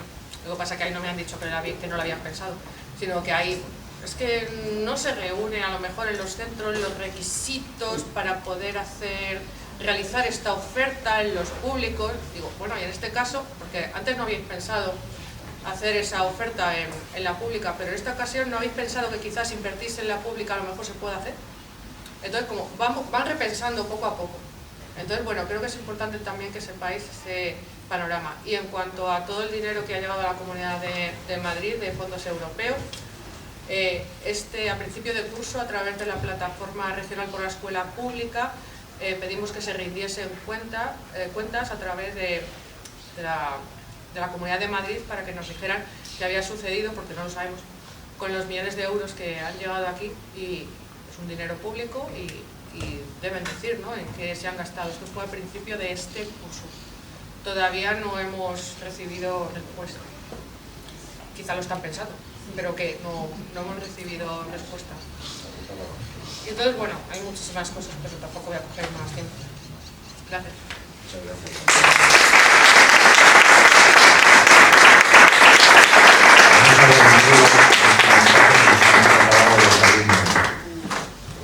Hola, buenas tardes a todas. En primer lugar, queríamos disculpar nuestra asistencia y no poder estar allí presencial, pero bueno, estos meses son muy complicados para todos los estudiantes, tenemos exámenes, pruebas finales, EBAUs, y nos ha sido imposible, además que justo coincide con nuestra formación anual a directivos y estamos aquí en una formación y nos ha sido imposible. Aún así, queríamos agradeceros que contarais con CANAE para vuestro acto, con los estudiantes, ya que bueno, somos los protagonistas del sistema educativo, a quienes van dirigidas todas las decisiones y todas las medidas que se toman en el día a día de la educación, y creemos que es muy importante que estemos representados en cualquier debate en el que se vayan a tratar temas que nos afectan directamente. Más o menos sobre la ponencia que vais a hacer, sobre estas jornadas, este acto que vais a hacer, hemos hecho algunas reflexiones sobre la pregunta, en torno a la pregunta central de las jornadas, de qué deben aprender los estudiantes en las aulas. Y bueno, vamos a ir comentando, mi compañera y yo, un par de pinceladas. Sí, algunos asuntos. Algunos asuntos. Si estuviéramos ahí presencial seguro que lo extenderíamos mucho más, pero para que el vídeo no sea muy aburrido vamos a ir concisamente. Y uno de los aspectos que preparando este vídeo nos ha surgido era, por ejemplo, contenido sobre salud mental e inteligencia emocional. Sabemos que actualmente está en el currículum, en algunos cursos educativos, pero creemos que es fundamental tratarlo de manera más abierta. Es decir, los estudiantes tienen que saber qué es un ataque de ansiedad, porque si no, muchas veces vienen pensando que les está dando un infarto, y esto parece de película, pero creo que las personas que han sufrido ataque de ansiedad pueden saber que no, que los síntomas son muy parecidos a los de un infarto. O qué hacer cuando un compañero de clase, o un amigo o una amiga está teniendo un ataque de ansiedad, cómo ayudarle, qué comportamientos le ayudan y qué comportamientos no. Entonces, por supuesto y primordial, los estudiantes deben aprender sobre salud mental y sobre inteligencia emocional y bienestar emocional. Luego también otro tema que desde CANAE, durante toda nuestra historia, porque es nuestra base, hemos estado defendiendo y luchando para que en los centros se enseñe, es el tema de la participación. En concreto la participación estudiantil, pero también cualquier forma de participación democrática en una sociedad como la nuestra, en un sistema democrático.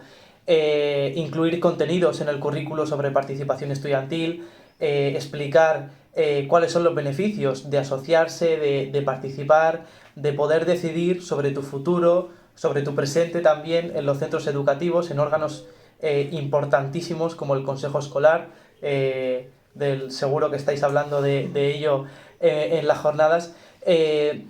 Básicamente eso, centrar la participación estudiantil en el currículo. Y que sea una realidad de los centros, que no sea algo anecdótico de ¡ay, es que el instituto participa! No, que sea la realidad de todos los institutos, que todos los institutos tengan las herramientas para poder participar. Exactamente, aparte de la legislación que tiene que regularse mucho más, hay muchas comunidades que no cuentan con normativa sobre este asunto, son muchos aspectos. Son muchos aspectos. Y otro también que siempre viene a la mente es el tema de las nuevas tecnologías. Es decir, necesitamos formarnos en tecnología, pero no en el uso de la tecnología, porque, seamos sinceros, la mayoría de los estudiantes ya sabemos usar la tecnología perfectamente, sino en el buen uso de la tecnología, ¿no? En ciberseguridad, en cómo evitar todo lo que incluye la ciberseguridad. Y por supuesto tenemos que dejar de llamar a las tecnologías nuevas tecnologías, porque no son nuevas, porque las personas que estamos en las aulas, los estudiantes, hemos nacido y hemos crecido con ellas, ¿no? Entonces hay que darle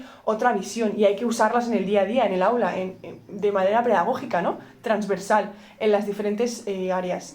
Son muchos los aspectos, podríamos estar hablando, pues eso, estar allí y hacerlo más extenso, pero sí que queríamos hacer una reflexión final, ¿no? Sobre estas temáticas, y creo que en España se nos da muy bien y sabemos muy bien hablar del contenido teórico que tenemos que enseñar, ¿no? Por eso no hemos hablado aquí de historia, de geografía, de literatura, de música, porque eso ya lo tenemos desde hace años implementado en el currículum. Creo que la reflexión debería centrarse más que en el qué debemos aprender, en el cómo lo debemos aprender. Los contenidos están ahí, los contenidos los aprendemos año tras año. Por ejemplo, siempre ponemos el ejemplo, en Historia de España, los Reyes Católicos. es que salen cada año y cada año los estudiamos. No es tanto el qué debemos aprender, que por supuesto hay que reflexionar y hay que añadir nuevas realidades, pero es más el cómo se transmiten esos conocimientos, ¿no? Adaptándolo al día a día, nuevas pedagogías, nuevas maneras de enseñar, que al final deje de ser esa barrera, ¿no? Del profesor, la profesora, hablando, enseñando y el estudiante atendiendo y escuchando, ¿no? Esa manera de clase magistral a la que estamos acostumbrados, que es necesario en muchos aspectos, en muchas materias, pero no siempre, ¿no? La escuela necesita pues un poquito una avance, renovación. un reciclaje, sí. Efectivamente. Así que nada, estas son un poco nuestras reflexiones, de verdad que nos encantaría poder estar allí, esperamos poder estar pronto. Muchas gracias por invitarnos y ya sabéis que en cualquier cosa que necesitéis, estudiantes, con Canae siempre podéis contar. Claro, que tengáis buena jornada. Gracias, chao.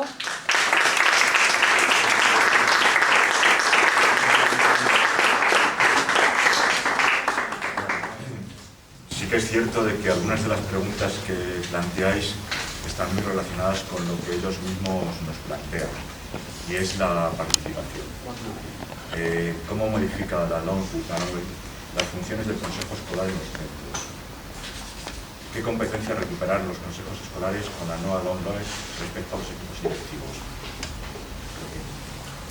Bueno, desde nuestro punto de vista pensamos que se podía haber apretado un poquito más en la nueva ley educativa en cuanto a la participación en los consejos escolares de los centros educativos. Está claro que tal y como estaba antes, al final éramos meros informados, que es el concepto de participación que tristemente puedan tener algunas personas y algunas administraciones, y es que la participación se limite a darte la información. Eso no es participar, tú me estás informando, pero no estoy participando.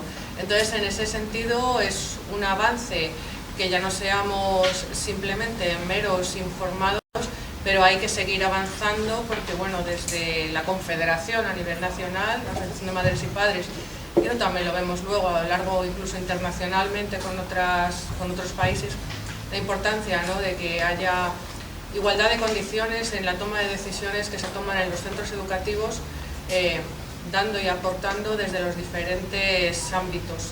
Pero claro, cuando no hay igualdad y resulta que hay mayorías, pues al final hay cosas que es imposible que salgan, y más cuando además no se trabaja por consensos, porque claro, hay espacios en los cuales se dice, se ha votado y se ha decidido, qué pena, ¿no?, cuando se puede llegar a un consenso y a un punto intermedio en el cual todos los agentes que estemos y formemos parte de ella podamos haber participado y podamos haber llegado a un acuerdo. Sí, la verdad es que, como comentas, ya el hecho de que se recupere, por lo menos, que el Consejo Escolar es el que toma las riendas de la aprobación de documentos, que antes estaba en manos únicamente del director, pues es un avance. Y estoy totalmente de acuerdo de que los consejos escolares deberían ser una ratificación de muchos acuerdos tomados de manera consensuada en los centros, porque es la manera en la que mejor se hacen, se comprenden y se llevan a cabo. Si no, pues si solamente se toman decisiones por mayoría, pues algunas de ellas, pues obviamente luego suelen terminar sin terminar de pulir esas discrepancias que se deberían de pulir en un acuerdo previo. Pero bueno, creo que se beneficia la participación, incluso para la elección de los directores de los centros. Vuelven a tomar la iniciativa a la comunidad educativa con respecto a la administración, que es otro aspecto que también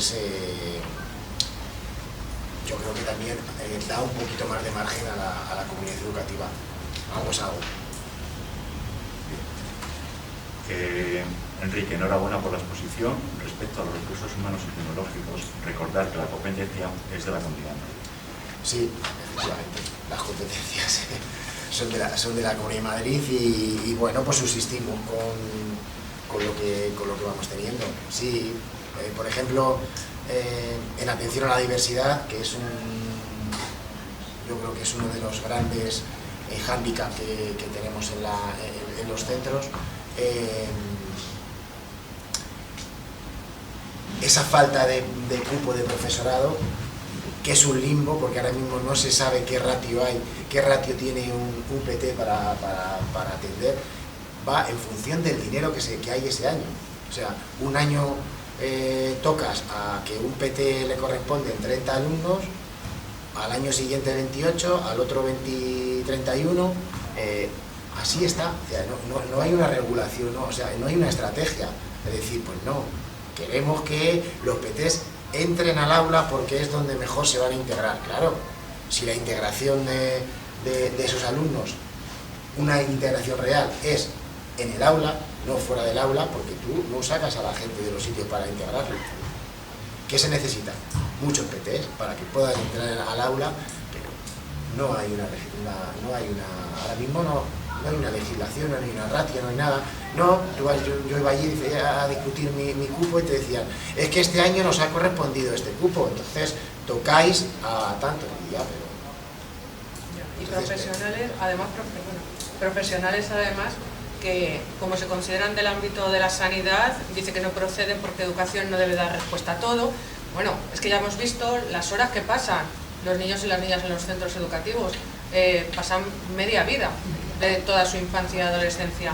Es decir, estamos hablando de la figura de la enfermería escolar, tan necesaria en los centros educativos, estamos hablando de los logopedas en los centros educativos, que cuidado, muchas familias necesitan que sus hijos sean atendidos y resulta que como no están en los centros educativos y la oferta de esta atención pública es tan mínima, resulta que se externaliza al final este servicio y las familias que necesitan dependen de su bolsillo, de su situación económica para poder realizar estas terapias con sus hijos o hijas, o lo que hemos estado hablando y han dicho también los estudiantes, que es la atención psicológica, la importancia de una figura de psicólogo o psicóloga en los centros educativos con la especialidad de psicología educativa, que por cierto hemos estado hablando con el Colegio Oficial de Psicólogos.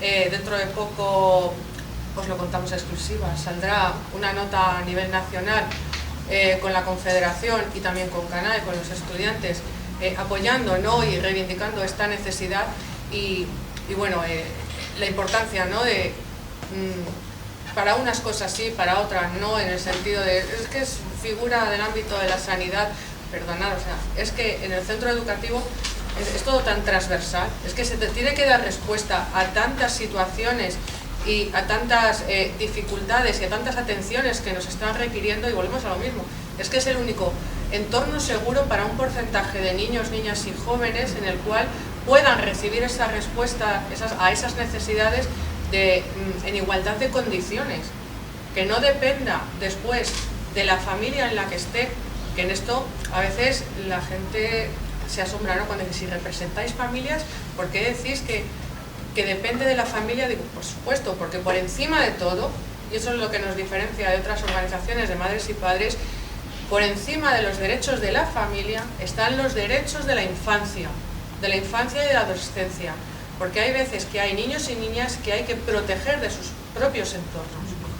Entonces el saber priorizar, porque a veces es quizá una salida una respuesta que se oye mucho, ¿no?, pero es cierto que a veces depende también de la implicación, ¿no?, que haya en esto y de prioridades. Javier, del equipo, va dirigido a Enrique. Se va a elaborar desde el Ministerio documentación para ejemplificar sobre las situaciones de aprendizaje. ¿Hay alguna documentación de referencia para consultar? Todo lo que podamos aportar será desde el INTEF, que está haciendo alguna documentación en relación a la parte digital, ese sí la está viendo mucho, pero en cuanto a situaciones de aprendizaje no hay nada orientativo. Es decir, es verdad que los centros sí van a demandar posibilidades o sea, sobre todo en encajar el tema de trabajar por ámbitos que se estaban trabajando, por unir áreas, ¿vale? Ya hay centros que están preguntando, pero ¿podemos juntar las naturales y las sociales con libertad? ¿Podemos trabajar por ámbitos juntando lengua y matemáticas para un proyecto común durante un trimestre? Todo ese ámbito se está tocando en los centros y va a haber, creo que los centros van a tener esa autonomía de poder organizar sus situaciones de aprendizaje si las quieren englobar de manera interdisciplinar, pero no hay... Es que la situación de aprendizaje se quería meter como un elemento curricular y era un jardín en el que al final no se quiso meter la administración. Lo dejó en un concepto, de hecho no viene la LOE, no viene como un elemento curricular prescriptivo, viene como orientativo, un poco para generar ese margen de flexibilidad en los coles. Tampoco se ha querido meter en ese charco. Estaba para ti. Las noticias falsas, erróneas o los bulos que se sacan de los medios de comunicación sobre la normativa o sobre la del centro educativo, ¿por qué no salen de nuevo a desmentir la noticia? Habría que exigirse. Eso, si tuviera un periodista, a lo mejor, justamente de los que hayan lanzado esos bulos, bueno, pues, a ver, debería ser, lo que pensamos que debería ser desde el inicio es que no se publique una noticia sin antes contrastarla, porque es lo que os hemos comentado antes, cuando hablamos con la prensa, que nos llaman habitualmente, les comentamos, en alguna ocasión lo hemos hecho y lo seguimos haciendo, que es que tienen una gran responsabilidad porque en los medios de comunicación llegan a la población y el lanzar noticias de este calado y de tanta importancia así a lo loco, o tergiversarlo incluso, la noticia puede generar mucho daño. Y luego es muy difícil el volver otra vez a desmentir, que ese es otro de los problemas, porque una vez que se ha lanzado, pues es complicado volver a encauzar. Y con el ejemplo que os hemos puesto antes del cierre de los centros de educación especial, lo habéis visto, o sea, en cualquier medio, televisión, radio, prensa, incluso grupos de WhatsApp, o sea, es que era un momento bastante potente en ese sentido. Entonces, bueno, lo único que ante este tipo de situaciones, pues más formación y más pedagogía. Yo no sé si ya lo has respondido. ¿Qué podemos hacer las familias ante los cambios de la LOE? Asociaros a vuestro AMPA y vuestro AMPA, la FAPA, y vuestras FAPAs, en este caso la de Madrid con la FAPA. El trabajo de las familias en la educación es muy importante, ya que las familias tenemos no solamente el derecho, sino la obligación de estar en el proceso educativo de nuestros hijos y de nuestras hijas. Es decir, tenemos que tener esa conciencia y esa implicación para trabajar de manera conjunta con los docentes y con el alumnado para poder seguir avanzando. Es el concepto de participación y de comunidad educativa el que hay que aprender y el que hay que pedir también a los centros educativos. Es complicado, a veces nos encontramos con dificultades, pero para eso tenéis a vuestra federación y a vuestras AMPAs para trabajar desde la base y seguir avanzando con esta ley educativa y con las que tengan que venir. Yo creo que implicar, y las familias tienen que implicarse por el cauce que les corresponde, que son sus asociaciones de padres en los centros, las asociaciones de madres y padres. Y yo, por mi experiencia, es que las asociaciones de madres y padres en los coles suelen tener bastante buena conexión con los centros. Cada vez más se forman grupos de trabajo, incluso pues se hacen comisiones de igualdad en los centros, comisiones de cojuelas. Es decir, las familias tienen intereses que tienen que volcar en los centros, porque yo tengo que decir que muchas de las mejoras que pudimos conseguir en el centro fue gracias a propuestas de familias y a participación con ellas. Es verdad que hay que saber entrar por el cauce de las asociaciones de padres y madres, porque entrar directamente a un profe a querer que haga algo, a que deje de hacerlo, pues a lo mejor a veces genera cierta... Pero yo creo que una familia esté implicada, las familias estén implicadas en el devenir del proceso y de su centro educativo es fundamental, hay que hacerlo. Sí, está claro que a participar se aprende participando. Sí. Entonces, si no nos han enseñado, no sabemos. Entonces, en ese sentido, pues tenemos que formarnos. y participar en la comunidad educativa de manera conjunta es que es fundamental para luego tener buenos resultados. Eso es fundamental. Comunidad de aprendizaje, que es lo que es otra experiencia, sí, las comunidades de aprendizaje. El cole tiene que ser una comunidad de aprendizaje entre todos, que los padres enseñen, hagan propuestas, que los profes ayuden y que los niños se beneficien de todo un poco. Hicimos un informe no hace mucho desde la CINER en el cual se estuvo analizando la situación de la participación y hubo algunas respuestas muy curiosas, como por ejemplo en los centros de secundaria los estudiantes cuando hacían propuestas en los consejos escolares sacaban el 0% de las propuestas. Entonces, bueno, eso también es para reflexionar, ¿no? Un poco. Y dentro de poco saldrá otro estudio que hemos realizado de participación, está a nivel nacional, pero claro, no hemos querido hacerlo desde el punto de vista de las familias, porque las familias ya conocemos nuestro punto de vista, sino que esta vez ha sido desde el punto de vista de los docentes, en el cual se arrojan también datos muy importantes y muy significativos. A modo general, los centros educativos, los equipos directivos ven con buenos ojos el trabajo de las asociaciones de madres y padres y lo agradecen porque en muchas ocasiones somos las AMPAs las que estamos supliendo el trabajo de la administración o las obligaciones. Por poner un ejemplo que a lo mejor aquí no estamos acostumbrados, pero en otras comunidades sí, las AMPAs son las que llevan la gestión del comedor escolar. Y si dependiendo del AMPAs, pues estará el servicio de una manera o de otra, para que os hagáis una idea. A eso, claro, no queremos, o sea, eso es algo que debería trabajar la administración. Entonces, bueno, ya cuando se publique os lo comunicaremos porque creo que es un informe que ha salido bastante interesante. Muy bien, pues muchas gracias, Enrique. Muchas gracias, Carmen.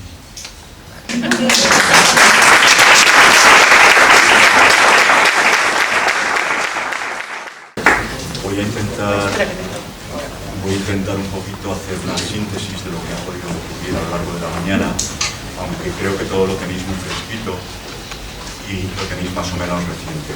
Lo que sí está claro es que tenemos un reto. Los profesionales de la educación, las familias, los alumnos, y ese reto es el que empieza con la nueva ley. Entonces, ante él hemos estado escuchando que no va a ser fácil. No es una tarea que la tenemos fácil, pero no ha sido fácil ninguno de los cambios que se han producido para la mejora de la educación. Cuando ha sido para empeorar, sí que ha sido más fácil. Pero cuando son cambios que van a ser para una transformación de lo que es el modelo actual de la educación, pues evidentemente requiere de mucho esfuerzo por parte de la comunidad educativa. Y ese es el reto que nos han estado ofreciendo desde Alejandro, Enrique, Carmen, los alumnos, y ese es el reto al que nos tenemos que enfrentar. Hay una necesidad de transformación en el profesorado, hay una necesidad de transformación en los métodos y en los modelos de educación. Lo han venido diciendo los tres. Y ese es el reto al que nos tenemos que enfrentar, y desde ahí es de donde también hoy estamos aquí en el CETIF, que es el espacio de referencia, tiene un reto para poder formar y para podernos formar y abrir los espacios de formación a las comunidades educativas. Es lo que están exigiendo las comunidades educativas, los centros, en cuanto a lo que es la formación. Escuchar a la comunidad educativa para poderse formar. La importancia de la formación va a ser, de alguna manera, la vacuna que vayamos a tener para que la escuela cambie, para que la escuela se transforme. Y en ese sentido es cuando nos están diciendo el empoderamiento de los alumnos. Ese empoderamiento es un reto al que nos vamos a enfrentar.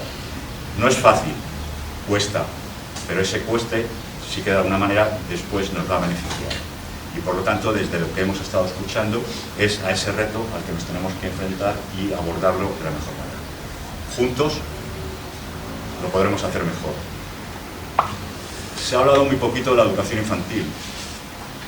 Alejandro ni la ha mencionado. Ha hablado siempre a partir de primaria y secundaria. La educación infantil existe y es un modelo que hay que cuidar también, y es un modelo que hay que proteger. Dependiendo de quién gobierne, efectivamente se protege de una manera o se protege de otra. En la Comunidad de Madrid todos sabemos los ataques que estamos sufriendo. Vamos hacia un modelo nuevo de centro educativo. Nos quieren introducir ya la educación infantil en los colegios. En Leganés ya, para el curso que viene, hay 2 colegios con escuela infantil, con educación infantil. No es lo mismo Dulcinea con el José María Pereda, que es un edificio donde se construyó una escuela adaptando un espacio, pero como modelo de escuela. La escuela es independiente del colegio, pero está en el edificio del colegio. Lo que ahora se introduce son aulas de educación infantil del primer ciclo en colegios, con una gestión que no sabemos todavía cuál es, una gestión que la desconocemos. La participación del equipo educativo no sabemos cómo va a ser dentro del claustro. Sabemos que va a haber un coordinador de educación infantil, pero no sabemos si las educadoras van a formar parte de la comunidad educativa. Eso no es un modelo de la LOMLOE, es un modelo de la ley maestra, es un modelo omnibus o es un modelo... Por lo tanto, ahí es importante la referencia del marco legislativo a nivel estatal para que determinadas cosas por lo menos se puedan corregir. Y ahí lo dejamos.